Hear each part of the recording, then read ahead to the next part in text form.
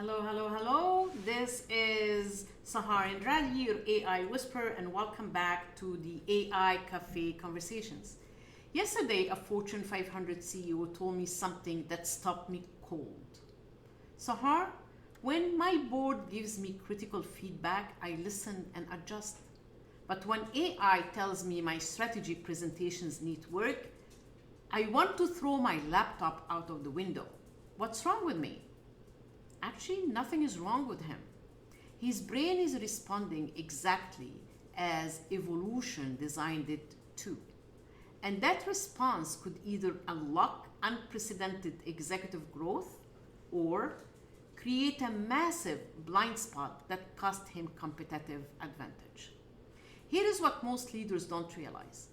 Your brain processes AI feedback through completely different neural pathways than human criticism.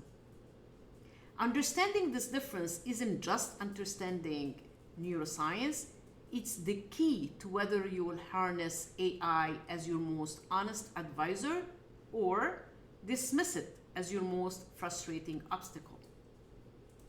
Today, we are diving into why algorithm feedback hits your executive brain differently and how to rewire your responses for breakthrough leadership development. Because the executives who master this will own the future and will lead it. The ones that don't, won't. So let me start by the feedback evolution mismatch. Last month, a pharmaceutical executive shared something fascinating. She said, I can handle brutal feedback from investors, tough criticism from my team, even harsh reviews from customers. But when AI grammar tools suggest changes to my writing, I feel personally attacked. Her reactions reveals a fundamental mismatch between how our brains evolve to process feedback and how AI delivers it. Human feedback comes with social context. Your brain reads facial expressions, tone of voice, relationship history, and intent. These social signals help your prefrontal cortex categorize feedback as constructive, malicious, or protective. AI feedback has none of these social markers. It's pure information without emotional wrapper. Your ancient brain doesn't know how to categorize it, so it defaults to what it knows best, to threat assessment. A banking CEO described this perfectly. When my CFO questions my numbers, I see strategy discussion. When AI flag errors in my spreadsheet, I see judgment without appeal. But here is what it gets interesting. A technology executive told me that she had a breakthrough moment. I realized AI feedback is like having a brutally honest advisor with zero agenda. No politics, no fear of offending me, no career concerns, just truth. This is the opportunity most executives miss. AI feedback represents something your brain has never encountered. Completely objective assessment with no social manipulation. It's not trying to please you or impress you or even manage your emotions. However, your brain interprets this objectivity as coldness, which triggers defensive responses. Your amygdala reads no emotional context as potential threat and floods your system with cortisol or the stress chemical in your brain. I asked a retail executive to try an experiment. Spend 1 week treating AI feedback like data from a diagnostic medical test rather than criticism from a person. She reported back, game changer. Suddenly, I could hear what it was actually telling me instead of fighting it. Here is what AI feedback gets psychologically complex for executive. A venture capital partner told me, I built my career on being right. AI constantly suggests I could do things better. It feels like it's questioning my competence. This is status threat activation, and it's devastating for executive learning. Your brain status monitoring system evolved in social hierarchies where competence challenges could literally threaten survival. When AI suggests improvements, your brain doesn't think, oh, that's helpful optimization.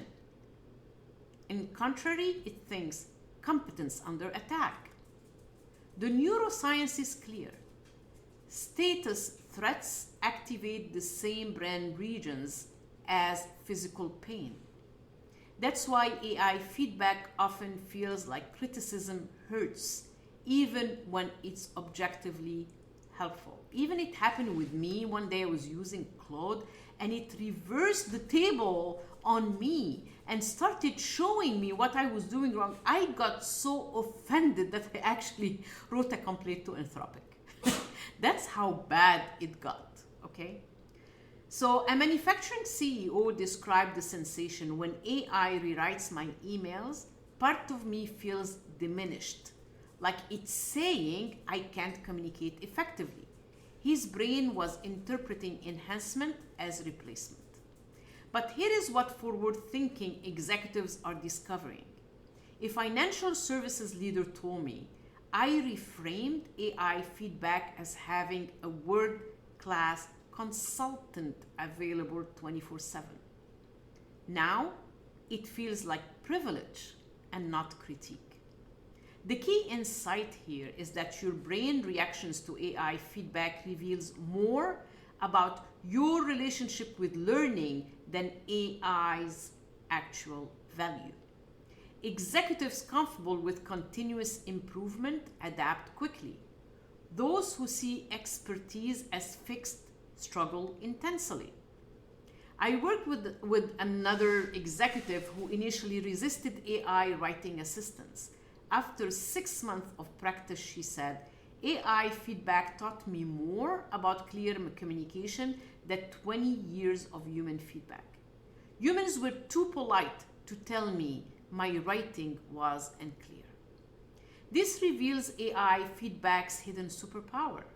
It's not limited by social politeness or correctness or relationship management. It tells you truth that humans often want. However, there is a critical caveat here. A consulting firm partner warned me, AI feedback can become addictive. I started second guessing every decision, waiting for AI validation instead of trusting my judgment. And by the way, that happens a lot, and you have to be extremely, extremely aware of that, because we can get into the comfort of that. The balance here is crucial. AI feedback should inform your thinking, not replace it. Your executive intuition remains irreplaceable for context, relationships, and strategic vision. There is something called the objectivity advantage paradox. The most successful executives I work with have discovered something counterintuitive. AI feedback's lack of emotional intelligence is actually its greatest strength. So, to explain this breakthrough, a team can give feedback filtered to an executive or a leader through their career concerns, the relationship with them or with him or her, and their mood that day. AI gives executives feedback based purely on effectiveness. It's like having a truth serum for their work. The objectivity creates unprecedented learning opportunities, but only if your brain can process it correctly. Most executives initially resist because we are hardwired to expect feedback to come with emotional scaffolding. When humans give feedback, they often cushion criticism with praise, often soften language to preserve relationships or avoid sensitive topics altogether. AI has done none of this social editing.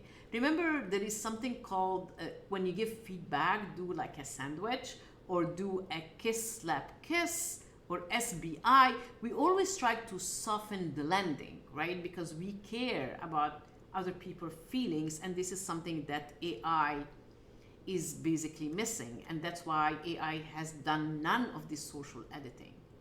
So a real estate executive actually told me, AI told me my presentation was confusing, repetitive, and lacked clear conclusions.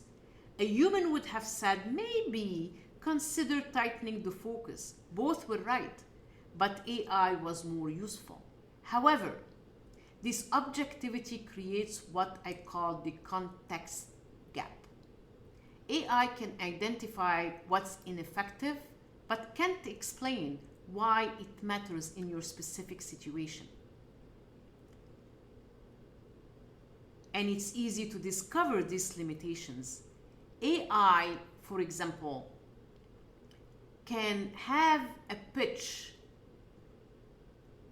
that is tailored to whoever you want to, versus you creating, for example, a pitch to an investors that is too technical.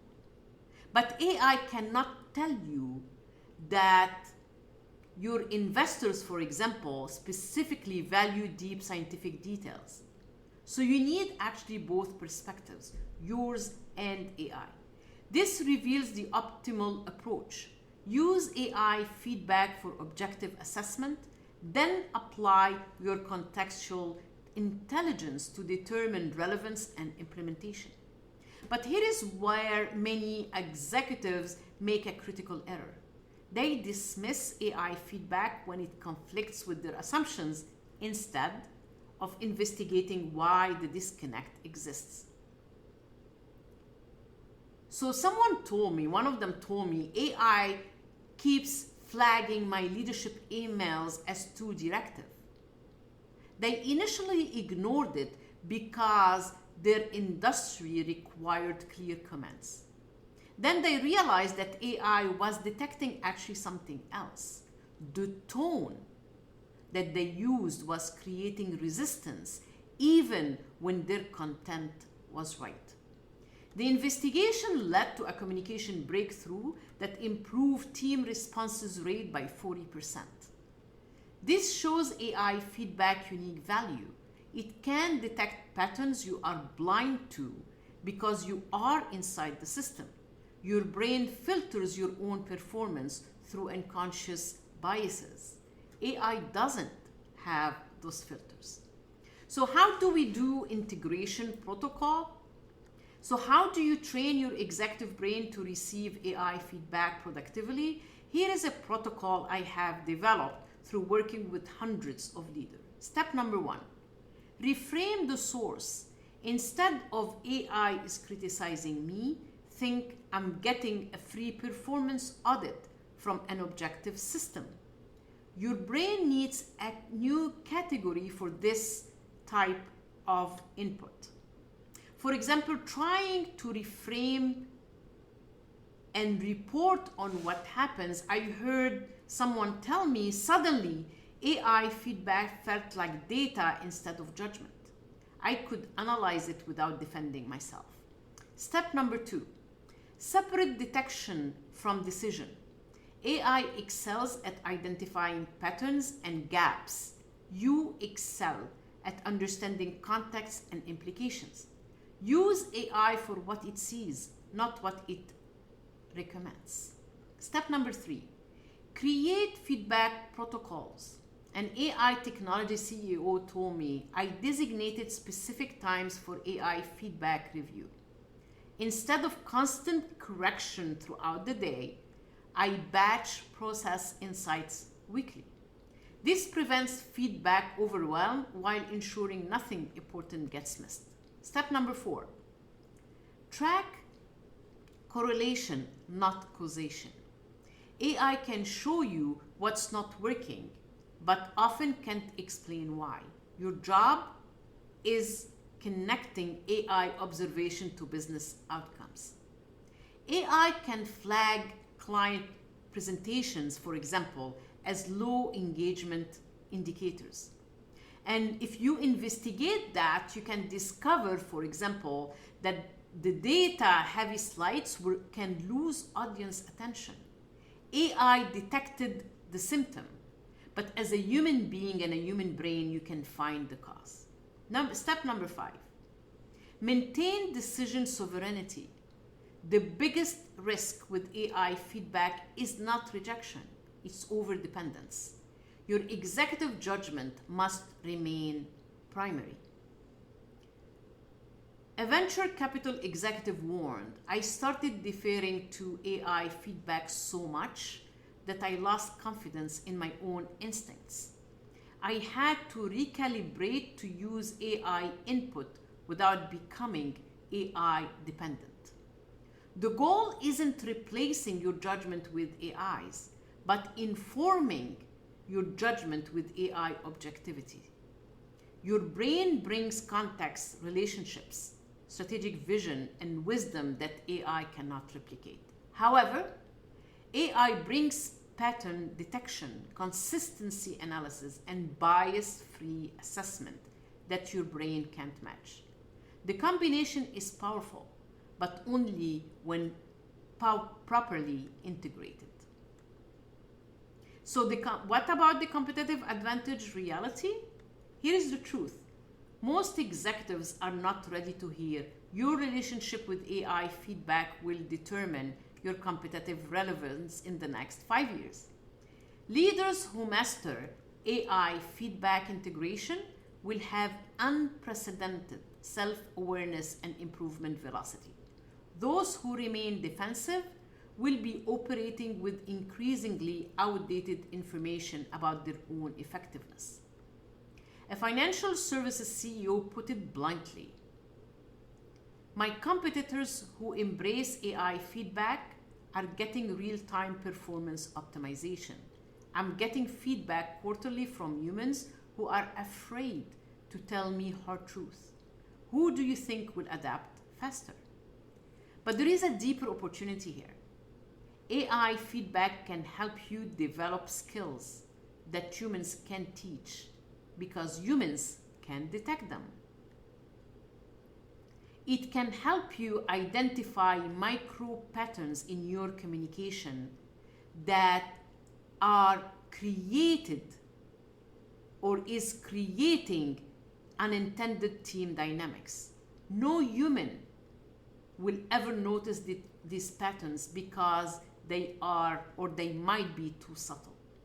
The micro improvements compound over months and years into significant leadership advancement, but only if your brain can receive and integrate AI feedback without defensive filtering. The executive who will thrive are not necessarily the most talented, they are the most coachable by artificial intelligence.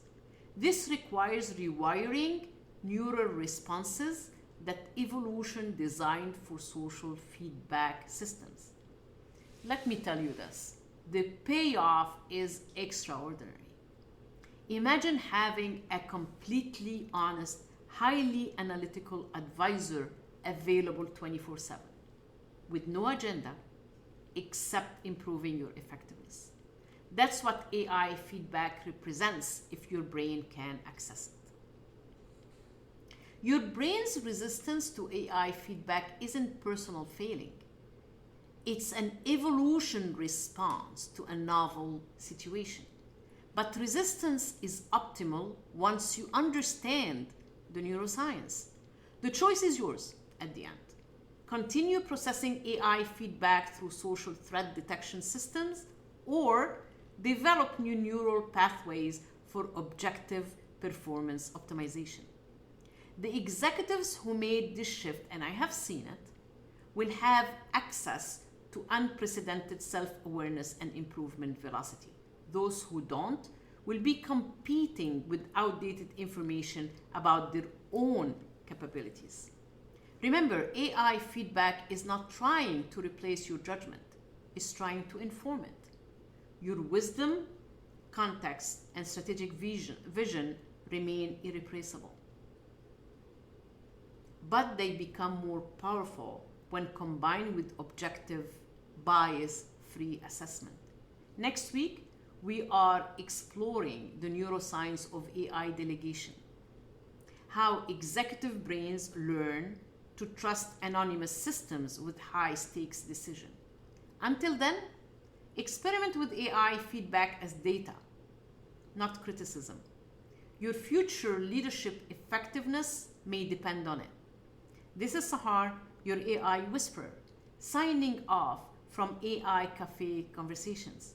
Sometimes the most valuable feedback comes from sources that don't care about our feelings. This was the end of this episode. Show me some love, like it, save it, subscribe to my podcast, share it with other people. If you have any questions, you can reach me at saharconsulting.com, on my LinkedIn profile, Sahar Indradi, or on my Instagram, Sahar the Reinvent Coach. Let me know what you think. Leave some comments here until I see you next time. And don't forget, I added a coffee flavor on Fridays now that is a podcast based on my Forbes articles. See you then.